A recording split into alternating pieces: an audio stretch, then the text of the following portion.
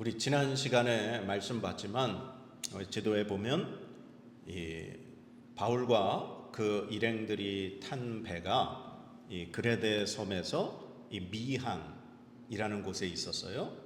근데 그곳은 이제 겨울을 나기가 불편했다 그랬죠.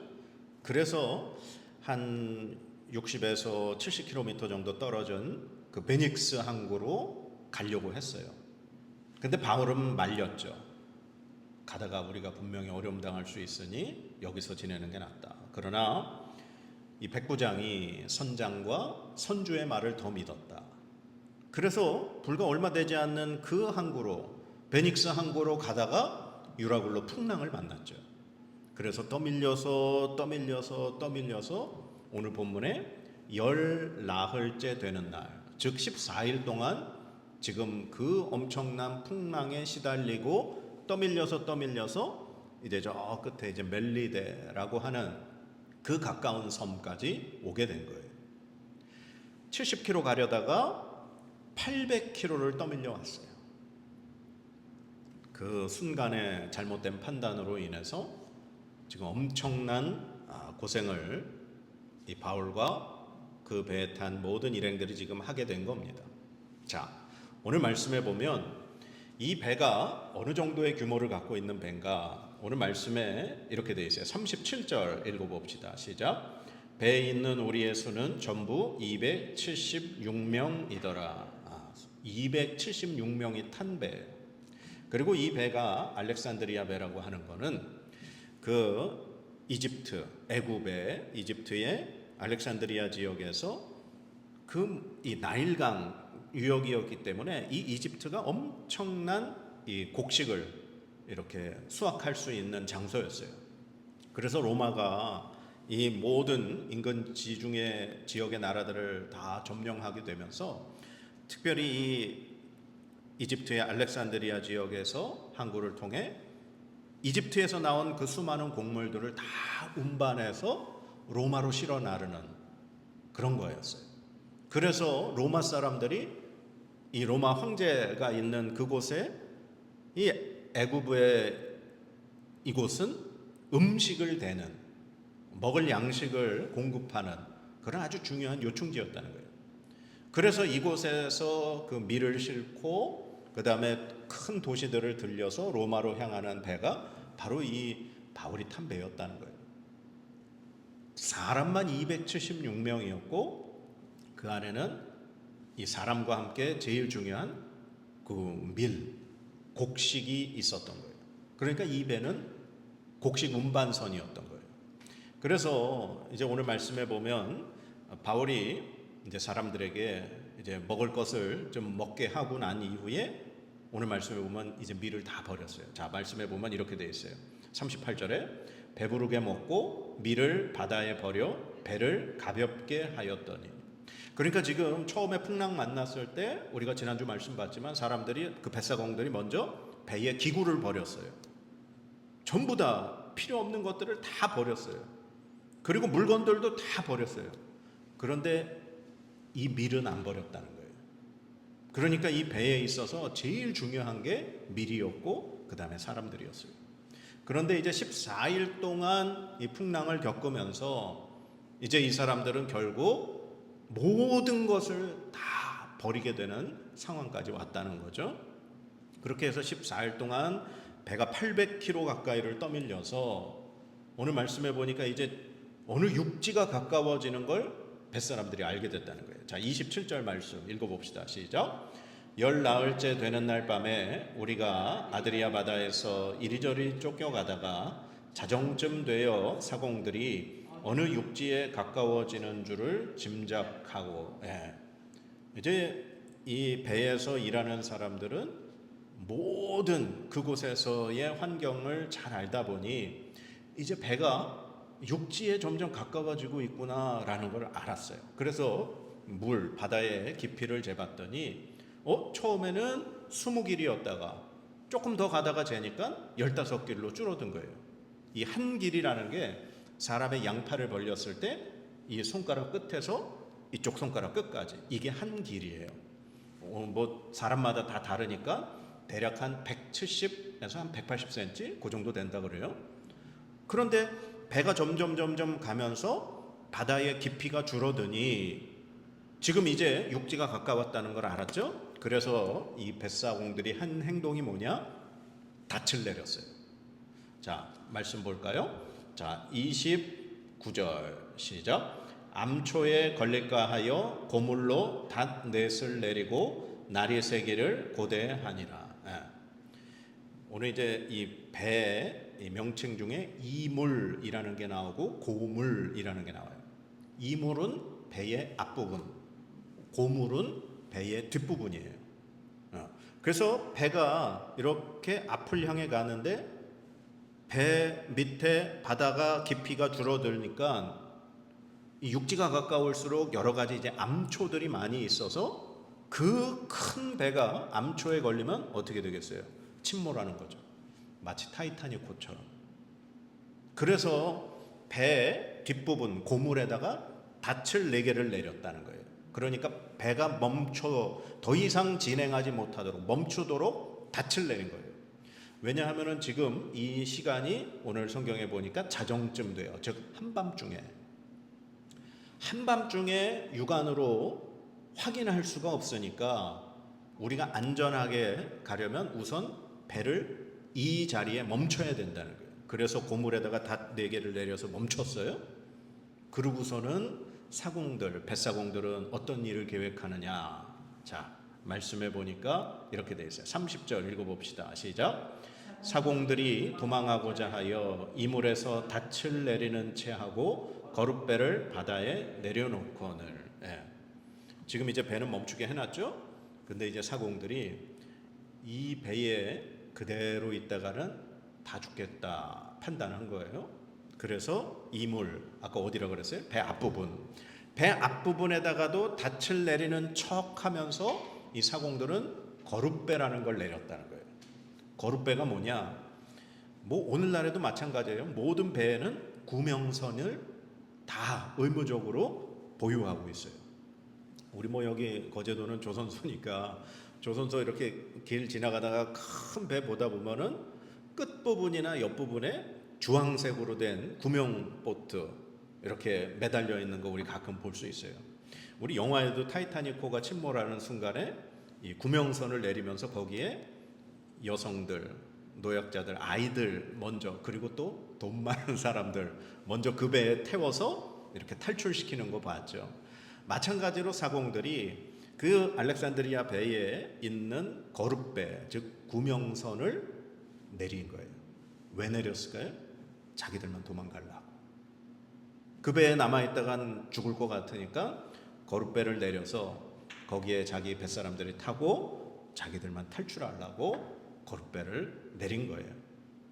근데 이걸 바울이 알았죠. 그래서 바울이 이렇게 이야기합니다. 31절, 32절 시작.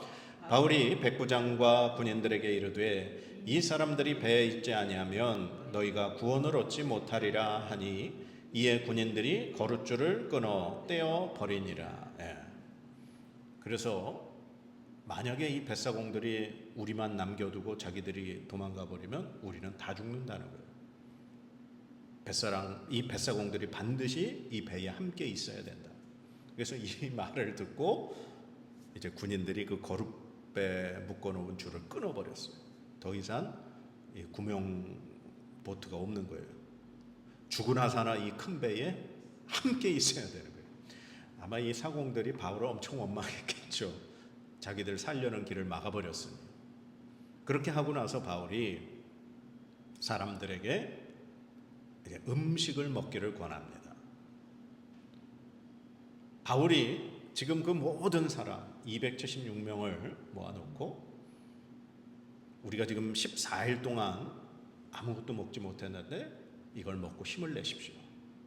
그리고 하나님께서 우리 가운데 함께 하시고 우리가 한 사람도 죽지 않을 거라는 거 하나님 나에게 약속하신 걸 나는 믿습니다. 여러분 이거 먹고 힘내십시오 하면서 바울이 위로를 해주고 떡을 떼어서 그들에게 주면서 먹게 했어요. 근데 아까도 얘기했지만 이 배는 곡물 운반선이라고 그랬어요. 그 안에 먹을 게 밀이 가득한 배였어요. 근데 그들이 왜 못 먹었을까요? 먹을 수 없었을 거예요. 14일 동안 배가 엄청난 풍랑에 출렁이니 그들이 뭐라도 먹으면 어떻게 되겠어요? 다 개어내겠죠. 멀미를 하겠죠. 그리고 지금 살 소망까지 없어진 상황에서 먹는 게 아무 의미도 없었을 거예요. 그런데 바울이 사람들을 위로해 주면서 하나님 앞에 축사하고 떼어서 바울이 먼저 먹고 사람들에게 나누어 줘서 음식을 먹기 시작했어요. 그리고 이제 점점 육지에 가까이 오는데 사람들이 14일 2주를 굶었다면 그들의 상태가 어떻겠어요? 움직이지도 못한 상태예요. 지금 그들이 여차하면은 배에서 이제 뛰어내려서 헤엄이라도 쳐서 육지로 가야 하는데 먹지를 못해서 2주 동안 굶은 상태라면 그들이 아마 헤엄을 몇 번 치지도 못하다가 다 빠져 죽었을 거예요. 그래서 바울은 그들에게 떡을 먹고 힘을 내라고 그렇게 말하는 거죠. 그렇게 해서 이제 날이 점점 밝았어요. 이제 밝은 날이 되니까 점점 이제 눈에 모든 상황이 들어오게 되죠. 가만 보니까 이제 육지가 보이고 이제 해안선이 보이기 시작한 거예요. 그래서 이제 의논들을 하고서 이제 어떻게 할 것인가, 이제 우리가 가까이 가자, 배를 가까이 대자 하고서 배 고물에 묶어놨던 닷 4개를 다 끊어버렸어요. 그리고 키를 풀어서 배가 그리고 돛을 펴가지고 바람에 이렇게 해안으로 가까이 갈 수 있도록 만들었다는 거예요. 그렇게 해서 점점 이 큰 배가 해안에 가까이 가다가 결국 해안에 두 물결이 마주치는 합치는 그곳에 배가 이물이 걸려버렸어요. 자, 말씀해 보니까 이렇게 되어 있습니다. 40절 읽어봅시다. 닻을 끊어 바다에 버리는 동시에 키를 풀어 늦추고 돛을 달고 바람에 맞추어 해안을 향하여 들어가다가 두 물이 합하여 흐르는 곳을 만나 배를 걸매 이물은 부딪혀 움직일 수 없이 붙고 고물은 큰 물결에 깨어져 가니. 이제 큰 배가 해안에 가까이 가면서 멈춰버렸어요. 이제 앞에 이물은 멈춰버렸고 걸려서 이제 뒤에 고물 쪽에는 엄청난 파도로 인해서 배가 부서지기 시작하는 거예요.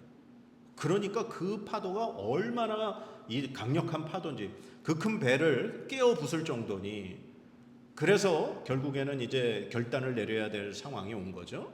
근데 여기에서 또 이 군인들의 행동이 갑자기 심상치 않아지는 거예요. 자, 군인들이 어떤 생각을 하느냐? 42절 읽어봅시다. 시작. 군인들은 죄수가 헤엄쳐서 도망할까 하여 그들을 죽이는 것이 좋다 하였으나. 이 군인들이 백부장 밑에 부하들 군인들이 우리가 지금 데리고 호송해서 로마로 가고 있는 이 죄수들이 만약에 헤엄쳐서 도망가 버리면 이거 어떡하냐는 거예요. 왜 이런 걱정을 했느냐? 죄수를 지키는 간수나 군인이 그 일을 못해서 죄수가 도망을 쳐버리거나 탈옥을 해버리면 그 책임은 누가 지는 거예요? 그 지키는 군인이나 간수가 대신 그 벌을 받아야 되는 거예요.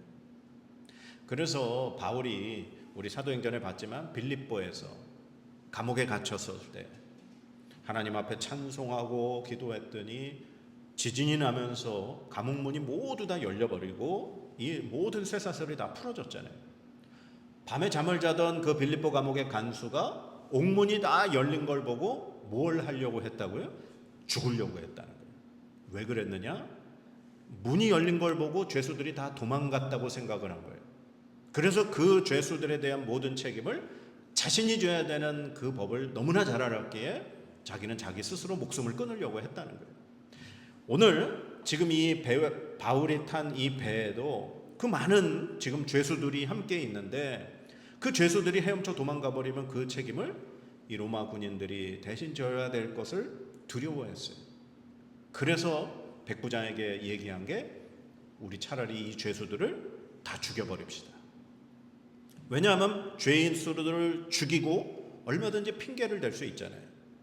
이들이 이런 상황에서 도망가려고 해서 우리가 어쩔 수 없이 처단했다. 그러면 자기들은 살 수 있으니까.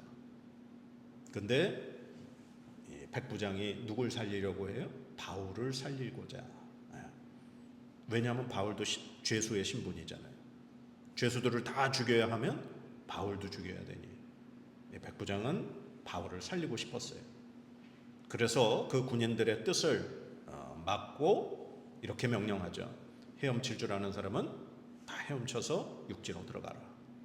그리고 헤엄치지 못하는 사람은 나뭇가지가 됐건 뭐 나무 조각이 됐건 물건이 됐건 어떤 것이라도 붙들고 육지로 가라.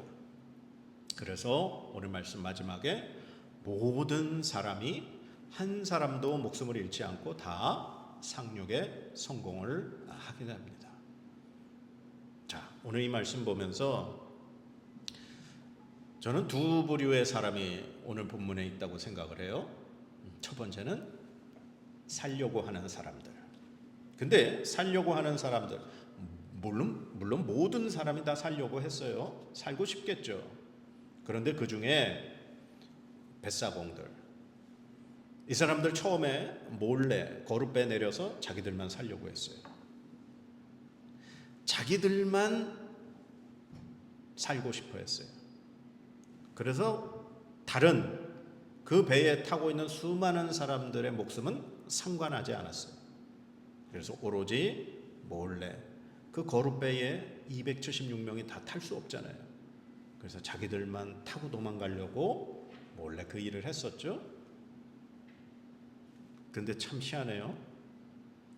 이 벳사공들은 상황 판단이 빨랐어요. 분명히 여기에 이러고 같이 있다가는 다 죽을 거라는 판단이 섰어요. 왜냐하면 워낙 경험이 많으니까. 그래서 자기들이 살 수 있는 방법을 아주 빠르게 계산해서 찾았던 거예요. 그리고 또 군인들, 죄수들 죽이고자 했어요. 왜요? 그들이 도망가면 내가 죽으니까.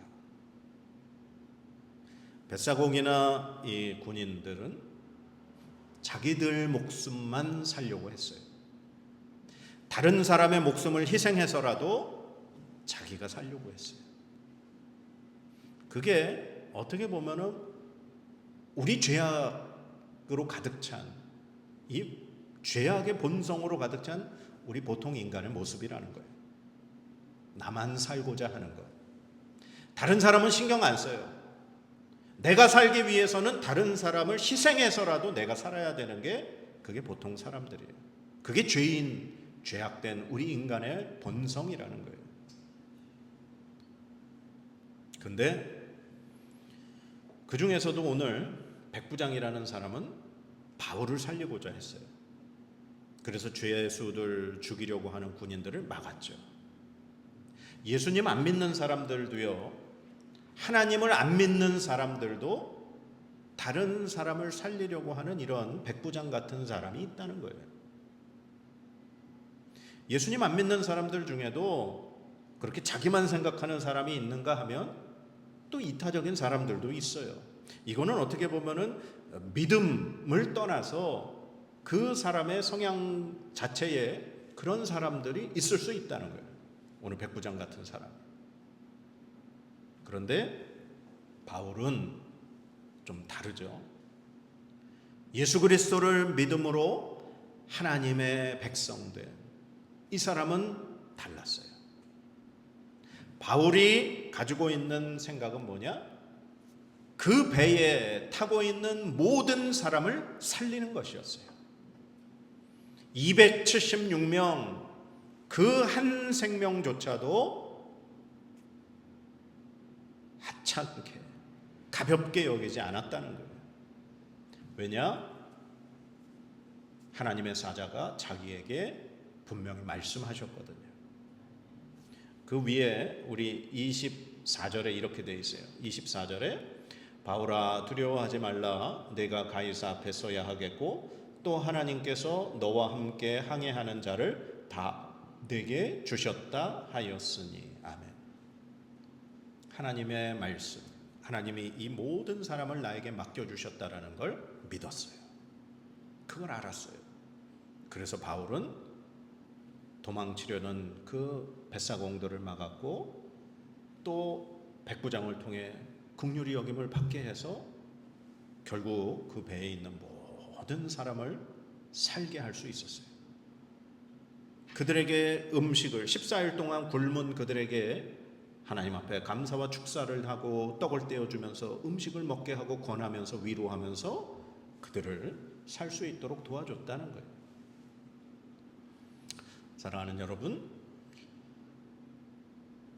나만 살고자 하십니까? 아니면 다른 사람도 살리고자 하십니까? 우리 예수 믿는 사람들, 예수 그리스도로 구원받은 사람들, 우리 어떻게 살아야 될까요? 이 세상에 많은 사람들이 나만 살려고 해요. 나만 생각해요. 그래서 다른 사람은 손해를 봐도 다른 사람을 희생해서라도 내가 잘 살면 돼요. 근데 예수 그리스도를 믿는 사람들조차 그러면 될까요? 안 돼요. 그러면 오늘 이제 사순절 두 번째 주일이에요. 예수 그리스도께서 이 땅에 왜 오셨습니까? 하나님의 아들이신 그분이 왜 이 땅에 오셔서 십자가에서 그 고통을 받으시면서 죽음을 당하셨어요? 우리를 살리시려고. 하나님의 아들이신 예수 그리스도의 목표는 온 인류를 살리시는 거예요. 온 인류가, 모든 인류가 그 예수 그리스도의 그 십자가의 구원의 은혜를 믿음으로 구원받기를 바라시는 거예요. 그런데 많은 사람들은 그 주님을 믿지 않고 있죠. 근데 그 사실을 믿고 구원받은 우리는 예수님을 좀 닮아가야 되지 않겠습니까? 나만 생각해서 다른 사람을 희생해서 그것으로 인해 내 부를 축적하고 내 모든 것을 풍요롭게 만들고 그렇게 해서는 안 되지 않을까요? 우리가 예수님 닮아가려고 하고 예수님을 믿는 그리스도인이라면 다른 사람을 살릴 수 있는 그런 사람 돼야 되지 않을까 싶습니다. 우리 교회만 잘 살고 우리 교회만 든든하고 우리 교회만 부흥하고 발전하면 될까요? 아니요. 연약한 교회 돌보고 연약한 사람들 돌보고 그들에게 함께 그렇게 나누면서 함께 하나님 나라를 향해 가야 하나님 기뻐하시지 않을까요?